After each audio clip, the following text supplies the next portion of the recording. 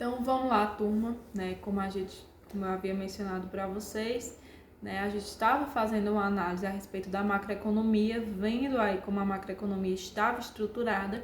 E aí na nossa aula anterior, né? Que pôde ser síncrona hoje, a gente está se adaptando aqui a esse modelo de aula gravada, né? A gente viu as estruturas, né, do mercado de bens e serviços e do mercado de trabalho, que eram as que compõem, né, a parte real da economia. Porém, para que essa parte real da economia exista, além disso, nós vamos ter também uma parte monetária, né, que está representada o quê? Pela presença da moeda como um ativo que representa e intermedia aí todas as relações.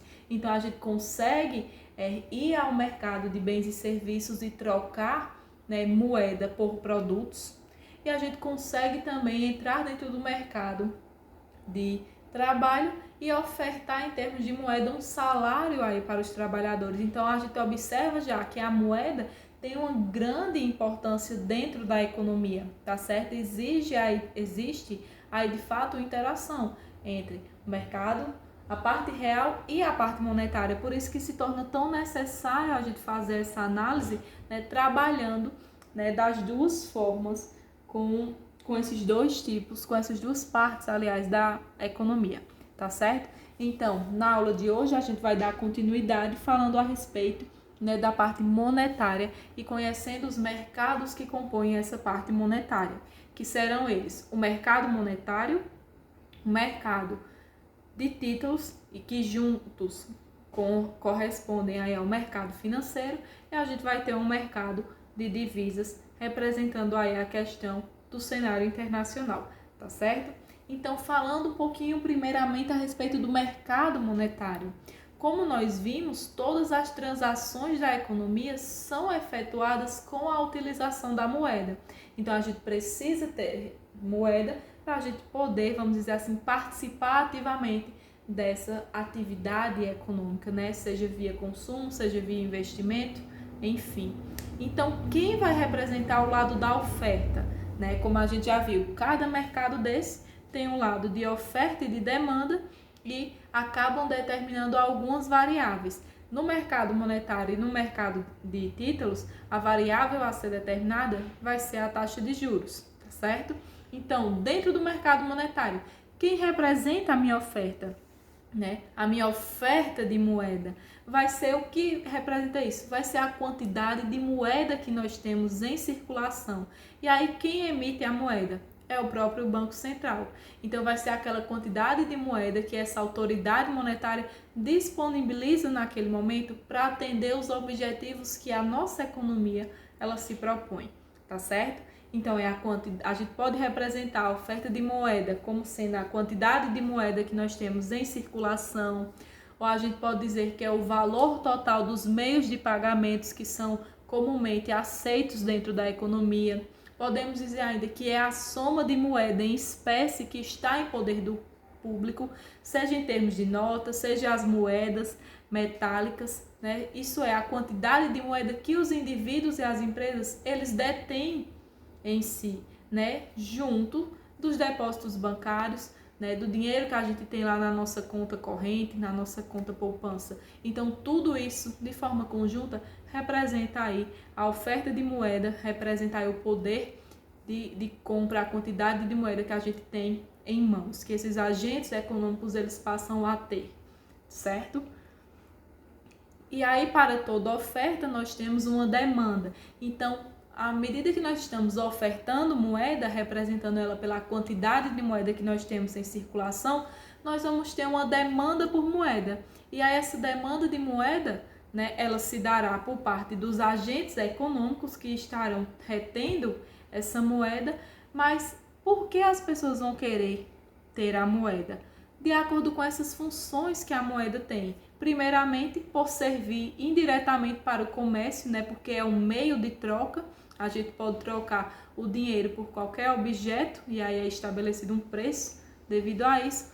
Como também a gente pode utilizar essa moeda como uma reserva de valor, né? Ou seja, eu tenho moeda, mas eu não quero consumir agora, então eu guardo, eu poupo esse meu dinheiro para que eu possa ter um consumo no futuro. Então, eu utilizo a moeda como reserva de valor, pensando no que eu posso consumir futuramente, tá certo? E aí a gente tem um equilíbrio entre a oferta de moeda e a demanda de moeda, e esse equilíbrio ele acaba sendo alcançado no ponto em que essa quantidade de moeda que os indivíduos estão demandando aí em saldos reais vai ser igual à quantidade de moeda que está sendo oferecida pelo Banco Central, que é o emissor aí, né, de moeda, tá certo? Então isso é o que representa o mercado monetário, a demanda e a oferta de moeda, e o equilíbrio vai ser estabelecido quando nós temos aí um encontro, né, uma igualdade de desejos entre a oferta de moeda e a demanda de moeda.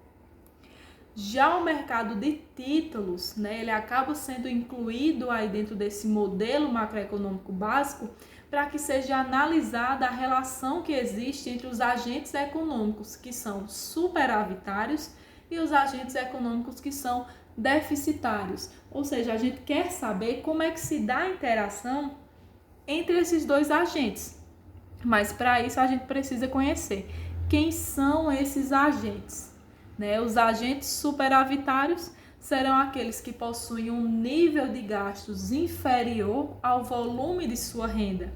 São aquelas pessoas que gastam menos do que recebem. Elas terão dinheiro sobrando aí porque elas não torraram toda a sua renda, todo o seu salário, certo? Elas tiveram um gasto inferior àquele volume de receitas a qual ela possui, tá certo? Então, graças a isso, né, devido a isso, essas pessoas elas terão dinheiro sobrando e aí elas podem realizar empréstimos para os demais agentes da economia, tá certo? Ou seja, elas vão emprestar esse excedente de renda que sobra delas para pessoas que estarão precisando de renda naquele momento.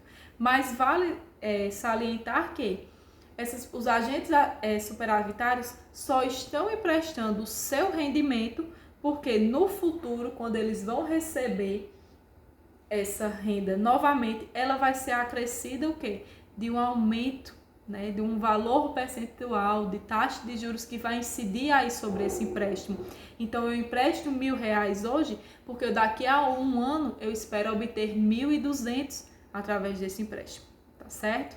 E aí, além dos agentes superavitários, né, esses que têm dinheiro sobrando e vão emprestar para os demais, nós teremos agentes deficitários dentro dessa economia, que são aquelas pessoas, né, que os gastos são mais elevados do que a renda, né? Aquela pessoa que torra a renda e ainda torra toda a sua renda e ainda fica devendo. Então, elas são os tomadores de empréstimo, serão aquelas pessoas que estão em uma situação de fato deficitária, devendo mais do que ganham, e aí vão precisar tomar empréstimos de terceiros para poder honrar parte dos seus compromissos, certo? Então, os agentes deficitários vão lá no mercado de títulos, né, emitir títulos para que os agentes superavitários comprem esses títulos e através disso os agentes deficitários conseguem ter uma arrecadação de renda e aí tentar honrar com seus compromissos, tá certo?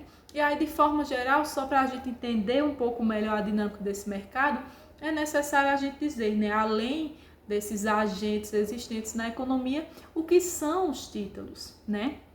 Os títulos são papéis que diferentes entidades, né, ou seja, diferentes agentes econômicos podem emitir para poder arrecadar recursos, tá? Por exemplo, é um título que a gente diz de renda fixa. São tipos de ativos financeiros que vão representar o empréstimo para alguma entidade em que é possível saber ou prever a sua rentabilidade antes mesmo da realização, antes mesmo de se realizar essa operação.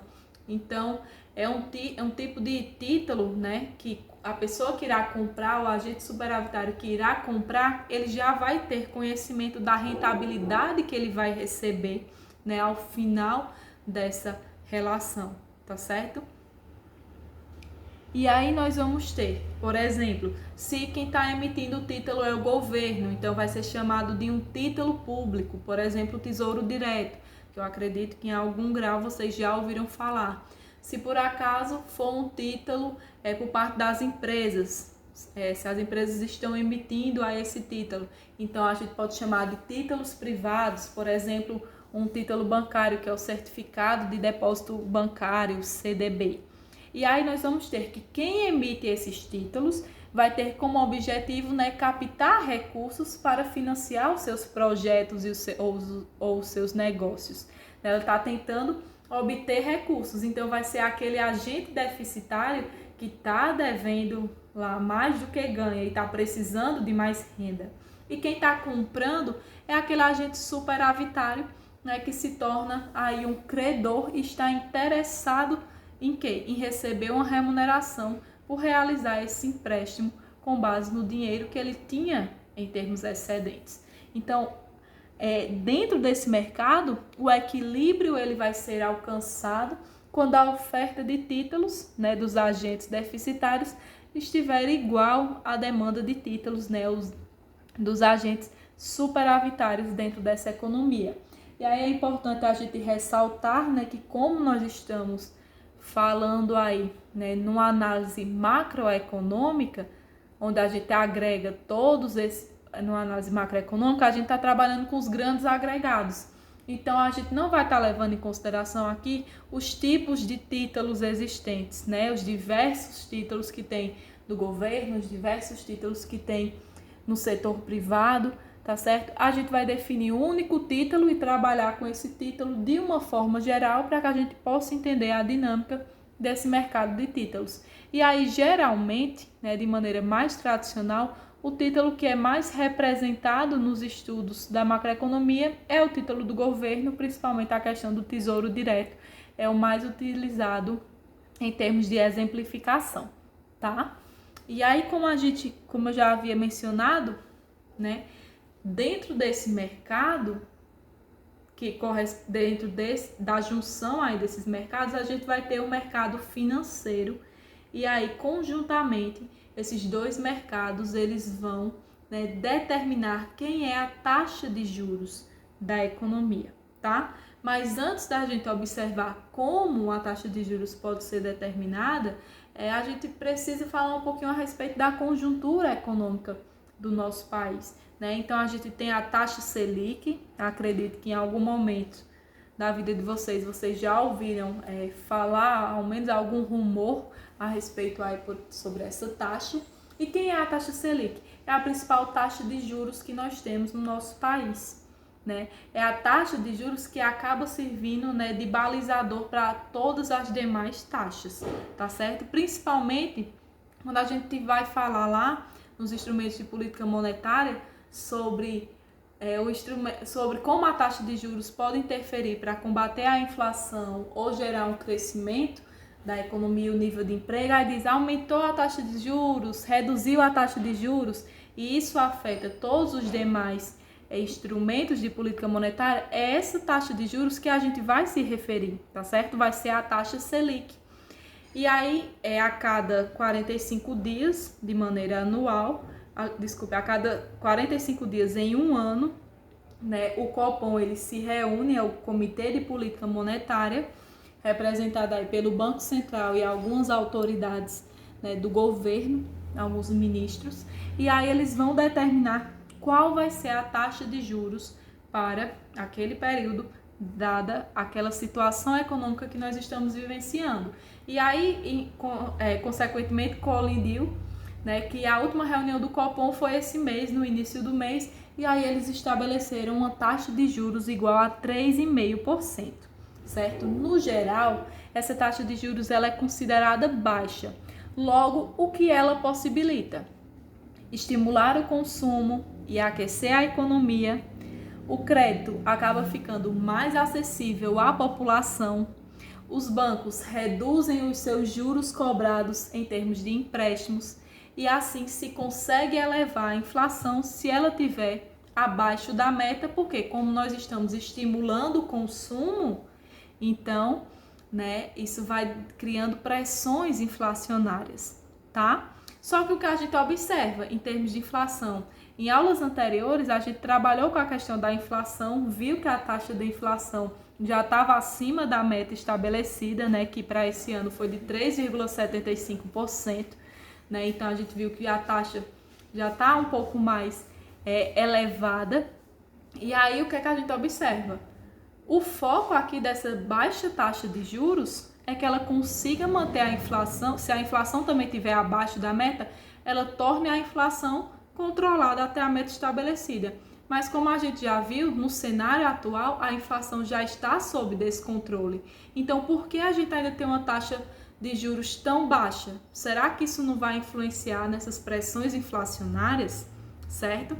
Como é que será que a gente está executando os instrumentos que a gente tem de política fiscal e de política monetária para tentar aí amenizar as distorções que a inflação pode causar, tá? E aí, essas questões aí que a gente se observa. E aí acredito eu, certo? E aí vocês podem lembrar de mim se isso aconteceu ou não. Estou tentando fazer uma previsão aqui. Acredito que até o final do ano a gente observe que a nossa taxa Selic ela tenda a ir se elevando pouco a pouco, né? A cada reunião aí do Copom. Primeiramente, as próximas reuniões, ou a taxa ficará estabilizada entre 3,5% ou ela vai se elevar, né, 0,25% a mais, 0,50% a mais, até que a gente termine o ano com uma taxa Selic um pouco mais elevada do que esse valor de 3,5% para a gente tentar de fato combater essa inflação que, como a gente viu em aulas anteriores, já está aí acima da meta, tá? Tô tentando criar aí uma previsão para o futuro aí da nossa economia e aí vocês vão me dizer lá na frente se eu tinha acertado ou não em termos aí dessa previsão, tá certo? Só que também o que acontece? Quando esses juros estão muito baixos, né, os títulos passam a render menos, têm uma menor rentabilidade. Logo, né, se torna menos atrativo os investimentos dentro desse mercado de títulos, certo? Então, a demanda por títulos acaba sendo reduzida. Então, dada a interação do mercado monetário com o mercado de títulos, a gente vai observar agora como a gente pode determinar essa taxa de juros. E aí, tomando como base esse exemplo, né, atual, a taxa de juros está em 3,5%. Então, isso é considerada uma taxa de juros baixa, né? Então, se diz assim, ó, no exemplo, se a taxa de juros for inferior à de equilíbrio, tá? Mas levando em consideração que a gente também não tem uma taxa fixa de equilíbrio, que a gente diga assim, essa taxa é ideal para o mercado de títulos e também para o mercado monetário, é a melhor taxa da economia para todas as situações econômicas. Isso não existe, até porque as situações econômicas elas são diversas. A gente está vivendo agora uma pandemia mundial, né? Uma crise aí de saúde que acaba afetando inteiramente a economia. Ninguém conseguiu prever isso. Então, como é que a gente vai ter uma taxa de equilíbrio que acaba sendo, uma taxa de juros de equilíbrio que acaba sendo boa para um momento como esse, tá? Então, dadas as situações econômicas, a gente vai buscando, através dessas situações, ter uma taxa de juros, né, que melhor que melhor configure as relações entre esses mercados, tá? Mas supondo aí que a gente tinha uma taxa de equilíbrio estabelecida e aí a taxa de juros está menor do que a taxa de equilíbrio, como a gente viu a Selic, né? Tá baixa. Então isso está fazendo o quê? Estimulando o consumo da nossa população. Logo, a gente está tendo o quê? Mais renda, mais dinheiro na mão dos indivíduos, né? Eles estão passando a reter mais renda. Consequentemente, eles querem ter mais dinheiro em mãos. E aí eles vão buscar o quê? Diversas formas às quais eles possam aumentar ainda mais essa questão, né, do dinheiro, essa disponibilidade de dinheiro. Consequentemente, eles vão recorrer menos ao mercado de títulos, até porque está mais vantajoso para eles, né, consumirem do que reterem a sua moeda através de títulos de rendimentos, justamente porque a taxa de juros está sendo baixa. Então, como o próprio mercado vai tentar resolver essa situação, né? A gente está tendo um mercado monetário aquecido por uma taxa de juros baixa, porém o mercado de títulos está sendo desestimulado. Então, a própria dinâmica de interação de oferta e demanda dentro desses mercados vai fazer com que haja modificações na taxa de juros e essa taxa de juros seja determinada para caminhar novamente para um equilíbrio, tá? E como é que isso vai ocorrer, professora? Através de uma redução da demanda de títulos, né? A gente está vendo que o mercado de títulos está desaquecido. Logo, se a demanda se reduz, consequentemente o preço desses títulos, que é a mercadoria, vamos dizer assim, entre aspas, em questão, tende a baixar. E aí o preço dos títulos baixam. Dessa forma, o preço está baixo já para tentar atrair o consumidor, né? Eu queria ter moeda em mãos, mas o título está baixo, o preço do título está baixo, então eu vou querer também parte dessa minha renda inserir no mercado de títulos. Só que para tornar, vamos dizer assim, mais atrativo ainda esse mercado de títulos, a gente vai possibilitar o quê? Um aumento aí na rentabilidade desses títulos. Então vai haver uma pressão do mercado para que a taxa de juros suba, justamente para tornar esses títulos mais rentáveis. Então a gente baixa o preço de título para tentar e busca aumentar a sua rentabilidade para atrair aí um mercado, né? Atrair as pessoas para esse mercado de títulos, tá certo? E isso vai acontecer, essa dinâmica de tentar pressionar os juros para cima, vai acontecer até com que a gente possa novamente encontrar um equilíbrio entre o mercado monetário e o mercado de títulos, ou seja, uma taxa de juros que se torne favorável para ambos os mercados, né? Que consiga aí ter um bom nível de aquecimento da economia, mas que possibilite também, né, termos aí muitos agentes superavitários indo de encontro à questão dos títulos, certo? Buscando adquirir títulos aí dentro desse mercado, tá? Então, dessa forma, através da própria dinâmica e interação entre esses mercados, a gente consegue determinar a taxa de juros. E além deles, nós temos ainda um mercado de divisas, né, que vai corresponder ao mercado que também pode ser chamado de cambial, que vai ser, né, como toda economia mantém transações com o resto do mundo, então vão existir mercados de divisa ou de moeda estrangeira. E aí a gente vai ter, de um lado, a oferta de divisas e de moeda estrangeira. Eu citei o dólares porque é a principal moeda que a gente tem quando fala em comércio internacional, tá? Então, quem está correspondendo aí a essa oferta? Serão aquelas pessoas, aquelas entidades que elas desejarão trocar dólares por real.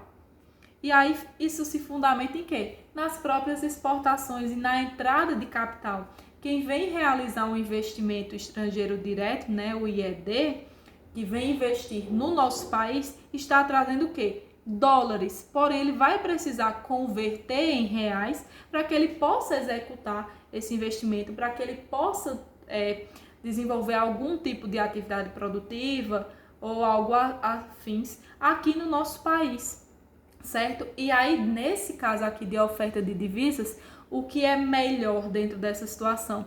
Que a moeda nacional esteja desvalorizada. Por quê? Porque assim nós vamos precisar de mais reais para poder obter um dólar. Então, se vem alguém investir no nosso país e está trazendo apenas $1.000, quando chegar aqui e realizar essa conversão, né, o nosso câmbio está em média R$5 e um pouquinho, 5,20, 5,27, 5,30 por aí, né, tá oscilando entre isso.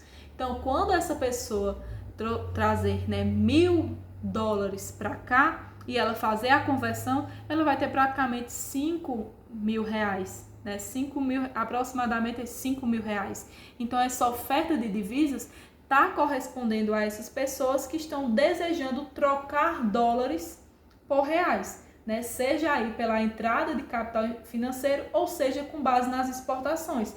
Porque quando a gente vai exportar, é o nosso produto nacional que está sendo levado para fora, né? Que está saindo para fora. E aí, para essa pessoa de fora poder comprar, ela também precisa realizar essa troca de dólares por reais, tá? E aí, em contraposição ao lado da oferta, a gente vai ter o lado da demanda, que vai corresponder àquelas pessoas que estão precisando o quê? Fazer o inverso, né, trocar reais por dólares. E aí a gente pode representar isso como a questão de importações, a saída de capital financeiro, né? Por exemplo, quando a gente vai comprar alguma mercadoria de fora, né? Vamos comprar as coisas lá no AliExpress, a gente acaba convertendo aí os nossos reais para dólar, né? Para a moeda estrangeira. Então a gente precisa realizar essa conversão, representando aí o lado da demanda, para que a gente possa importar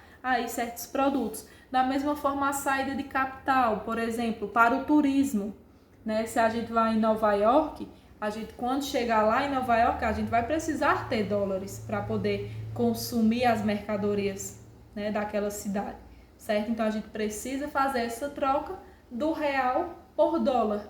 E aí o que se torna mais viável é que haja, nesse caso, né, uma valorização da moeda nacional, porque aí a gente vai precisar de menos moeda, de menos real, para poder obter, né, $1, certo?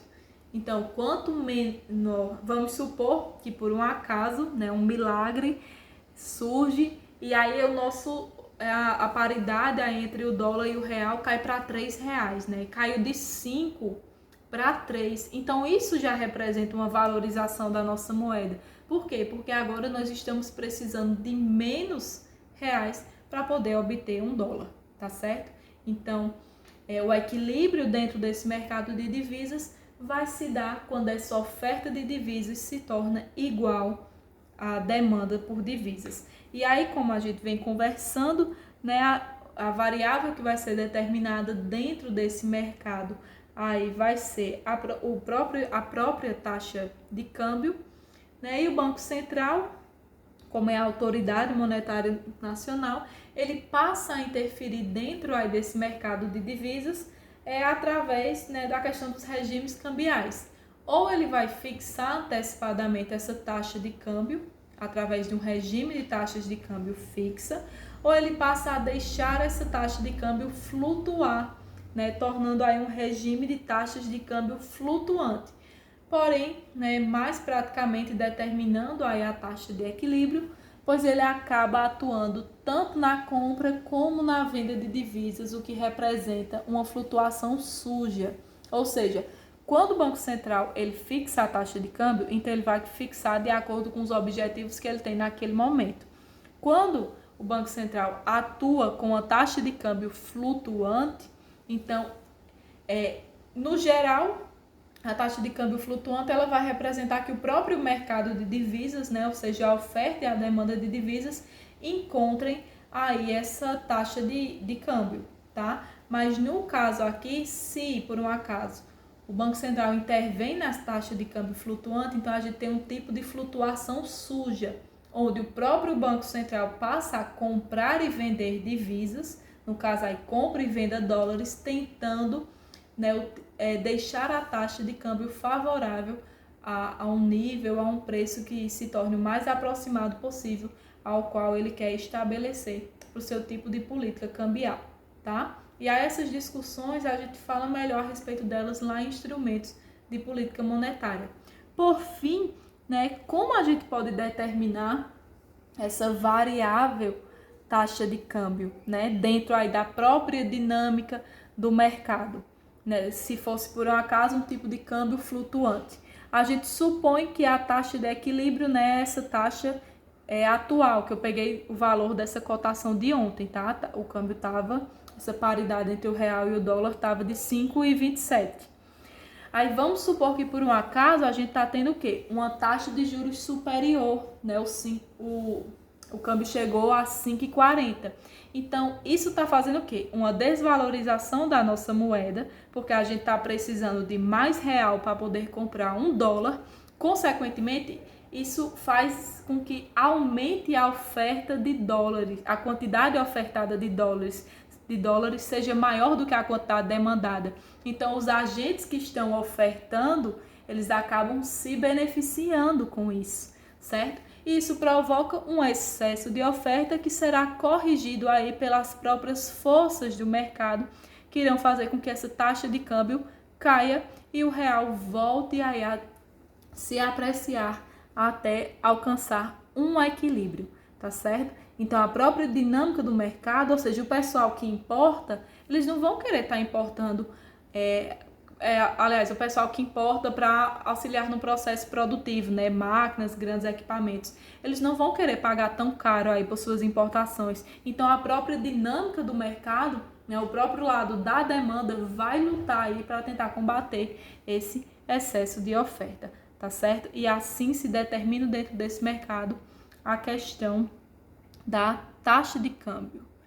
E aí os gastos do governo e a oferta de moeda, eles não são determinados dentro desses mercados, eles são determinados de maneira autônoma aí pelas próprias autoridades monetárias, certo?